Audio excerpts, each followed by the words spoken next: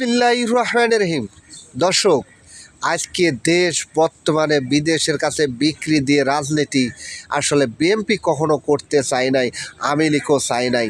আজকে দেখেন ডক্টর মোহাম্মদ ইউনূস সাহেব এই বিদেশের কাছে দেশ বিক্রি করে দিয়ে এসে আজকে এই ছাত্রকে দিয়ে আজকে দল পাকাচ্ছে।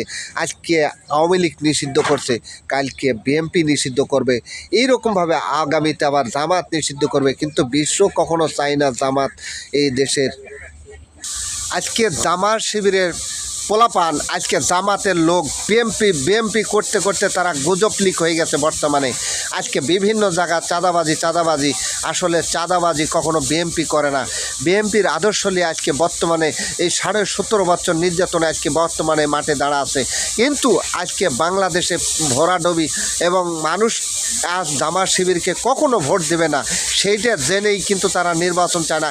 এদিক ডক্টর মোহাম্মদ ইউনূস দেশ বিক্রি করে দিয়ে আজকে আমেরিকার সৈন্য সেনাপতি বাংলাদেশে প্রবেশ করছে। ধন্যবাদ।